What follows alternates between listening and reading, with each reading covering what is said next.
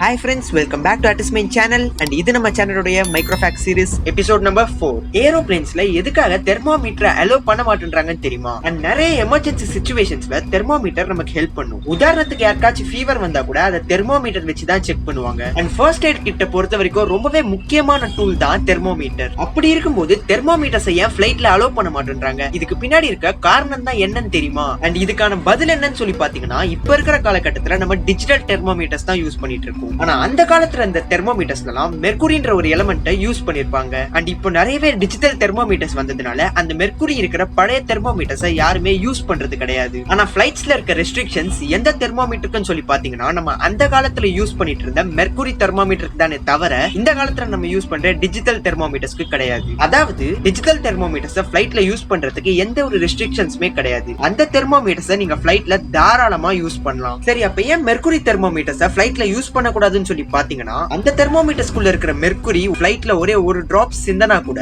அந்த ஃபிளைட் ஃபுல்லா உருகிரும். அதாவது ஏரோப்ளேனுடைய நிறைய பார்ட்ஸ் அலுமினியம் யூஸ் பண்ணி தான் செஞ்சிருக்காங்க. சோ அந்த டைம்ல ஃபிளைட்குள்ள இருக்கிற யாராச்சும் ஒருத்தருடைய தெர்மோமீட்டர் உடைஞ்சி அதுக்குள்ள இருக்க மெர்க்குரி அலுமினியத்தோட ரியாக்ட் பண்ண ஆரம்பிச்சது அப்படின்னா 10-15 நிமிஷத்துல அந்த ஃபிளைட் மெழுகு மாதிரி உருகிரும். சோ இதனாலதான் அந்த காலத்துல மெர்க்குரி தெர்மோமீட்டர்ஸ் ஃபிளைட்ல யூஸ் பண்ண கூடாதுன்னு சொல்லி அதை ரெஸ்ட்ரிக்ட் பண்ணிருக்காங்க. டிஜிட்டல் தெர்மோமீட்டர்ஸ்ல மெர்க்குரி கிடையாதுன்ற காரணத்தினால நம்மளால டிஜிட்டல் தெர்மோமீட்டர்ஸ் ஃபிளைட்ஸ்ல யூஸ் பண்ண முடியும். இந்த வீடியோவை கண்டிப்பா லைக் பண்ணிடுங்க. நீங்களும் நம்ம அட்டிஸ்மைண்ட் சேனலுக்கு சப்ஸ்கிரைப் பண்ணிட்டு உடனே அந்த பெல் ஐகானை பிரஸ் பண்ணி வச்சுக்கோங்க. அப்பதான் நான் போடுற ஒவ்வொரு வீடியோஸையுமே உங்களால சீக்கிரமா பார்க்க முடியும். கூடவே சேர்ந்து நம்மளுடைய வீடியோவை உங்களுடைய ஃப்ரெண்ட்ஸ் அண்ட் ஃபேமிலி மெம்பர்ஸ்க்கு ஷேர் பண்ணி அவங்களையும் நம்ம சேனலை சப்ஸ்கிரைப் பண்ண சொல்லுங்க. உங்க எல்லாரையும் கூடிய சீக்கிரம் ஒரு இன்ட்ரெஸ்டிங்கான வீடியோல சந்திக்கிறேன். Until then, it's bye from Athish.